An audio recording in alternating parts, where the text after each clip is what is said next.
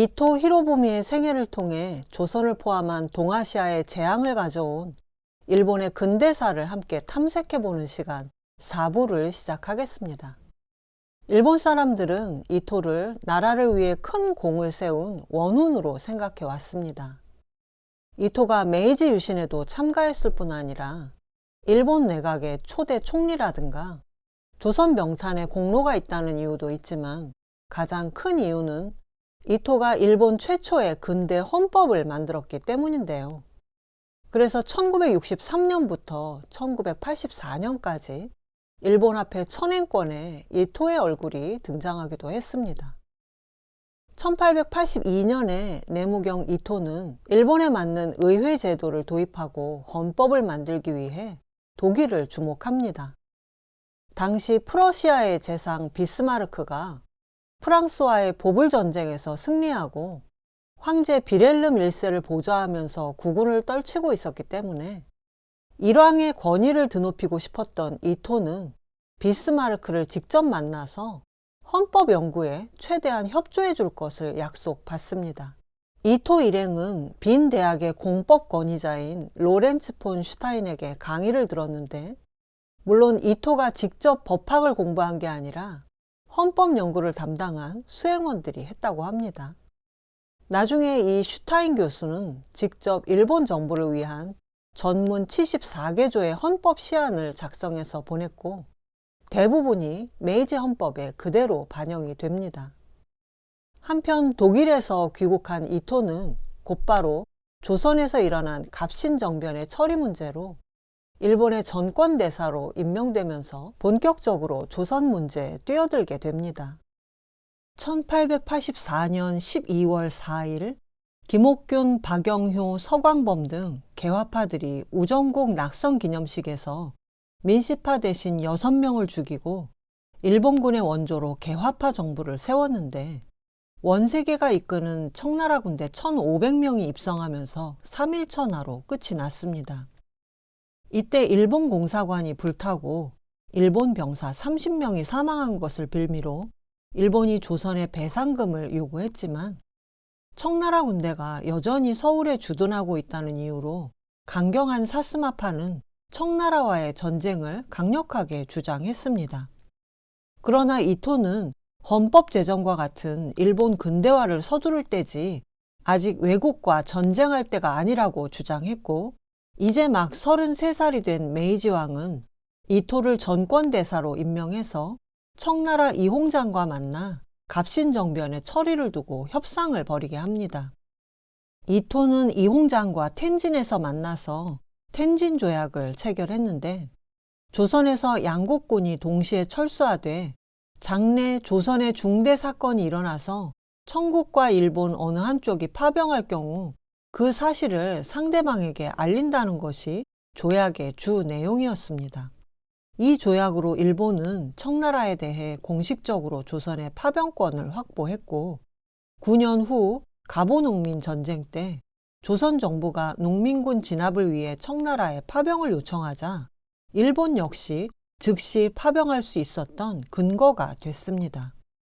1885년에 일본은 신분제로 유지되던 태정관 제도를 폐지하고 서구 국가들처럼 출신에 상관없이 총리가 될 수 있는 내각제를 도입했고, 일왕은 초대 총리로 이토를 지명합니다. 이토가 44살 때였는데 하위 무사보다도 못했던 신분의 이토가 일왕 바로 아래 내각 총리가 된 것은 과거 제도와 같은 신분제의 사다리가 아예 없었던 일본 역사에서는 무사들의 신발을 정리하는 미천한 신분에서 최고의 직책인 관백의 자리에 오른 도요토미 히데요시와 비교될 수 있는 정도의 사건이라고 합니다. 초대 총리가 된 이토는 이제 본격적으로 일본의 근대 헌법을 만들기 위해 매진했는데, 1887년에 이토가 진두지휘한 헌법 초안이 다 만들어지자 이번에는 총리를 사임하고 스스로 추미론 원장을 맡아서 직접 헌법 초안을 심의하기까지 합니다. 그야말로 일본의 근대 헌법 문구 하나하나에 이토의 손길이 닿지 않은 곳이 없다고 할 수 있는데요. 그런데 여기서 이 책에 나오는 흥미로운 에피소드가 하나 있는데, 이토가 추밀원 개원식 전날 일왕이 개원식에서 읽을 치과의 초안을 만들어서 국내성 대신에게 전해주고는 왕을 만나지도 않고 그냥 돌아가 버렸다는 겁니다.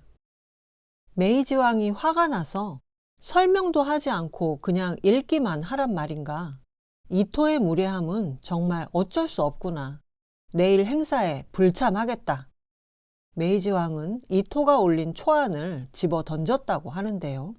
35살이 된 왕에게 자세한 보고도 없이 행사 당일 낭독이나 하라는 식의 이토의 태도에 대해 이 책의 저자는 이토를 비롯한 유신 이후의 원로들이 실제로는 일왕을 크게 어렵게 생각하지 않았다는 것을 보여주는 예라고 말합니다. 이토는 헌법 심의 과정에서 일본 제국을 대일본 제국으로 수정하고 일왕 계승자에 대해 황자손을 황남자손으로 바꿨습니다. 이것은 과거에 존재했던 여자왕을 앞으로는 인정하지 않는다는 것이죠. 특히 제12조를 천황은 육해군을 통수한다. 천황은 육해군의 편제 및 상비병 규모를 정한다. 이렇게 개정했습니다. 과거에는 여왕이 있었다는 기록이 분명히 있는데 그것을 헌법에 남자손으로 규정한 것이 바로 이토 히로부미고, 왕이 직접 군을 통수하는 권한 또한 이토에 의해 만들어진 것이었습니다. 이때 이토의 의도는 왕이 군 통수권을 갖게 함으로써 권위를 높여주기 위함이었다고 하는데, 일왕의 군 통수권을 헌법에 규정한 이 구절은 1926년 이후 쇼와 시대의 영관급 장교들이 일왕의 통수권 독립을 내세워 폭주하면서 내각과 의회의 통제를 벗어나 중일전쟁과 태평양전쟁을 일으킬 수 있었던 근거가 되고 맙니다.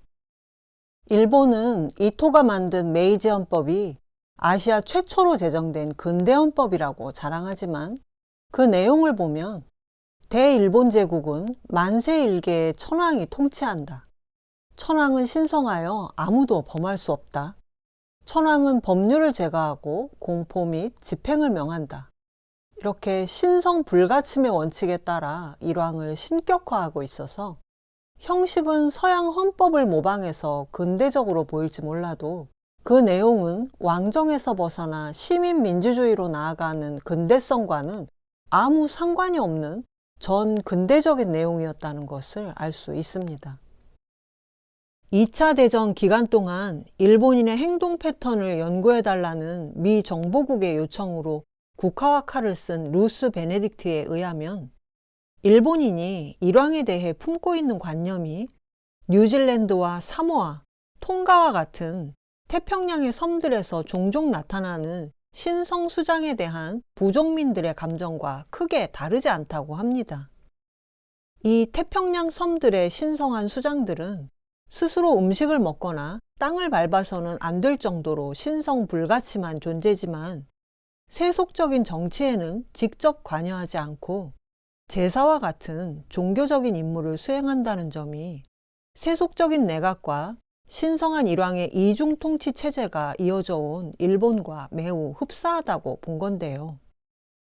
이것은 황제나 임금이 그 나라의 정치적 일인자지만 하늘 아래의 존재로 언제든지 혁명의 대상이 될 수 있었던 중국이나 조선과는 전혀 다른 사고방식이자 특이한 정치체제라고 할 수 있습니다.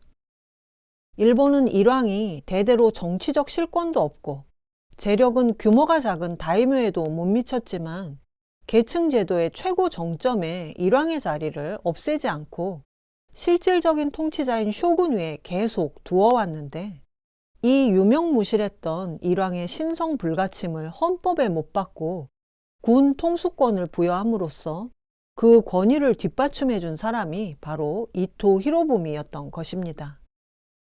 일본인들 대부분이 왕이 존재하는지조차도 몰랐고 이토 스스로도 허수아비 취급을 하던 메이지 왕은 이 메이지 헌법 제정을 계기로 해서 비로소 전제군주로서 군림하게 된 것입니다. 또한 2차 세계대전 때 일본 군인들이 가졌던 종교적인 일왕 숭배의식 또한 이토가 만든 메이지 헌법에서 비롯됐다는 것도 알 수 있습니다. 따라서 이토는 일본의 원훈이 아니라 일본을 군국주의와 전쟁의 패망으로 나아갈 수 있게 활주로를 깔아준 원흉이었다고 할 수 있습니다. 이토는 국회를 구성할 때 서양의 상하원 제도를 도입하려면 상원격인 귀족원이 있어야 하기 때문에 옛 다이묘들과 옛 대신들을 귀족으로 임명하는 화족령을 제정해서 공후백자남이라는 주나라 5등작에서 빌려온 자귀 중 하나인 백작에 임명됨으로써 귀족으로서의 명예도 갖게 됐는데, 이때가 이토의 나이 아직 49세였습니다. 5부에서는 본격적으로 조선 침략에 나선 이토의 행적과 청일전쟁의 막전막후를 살펴보겠습니다.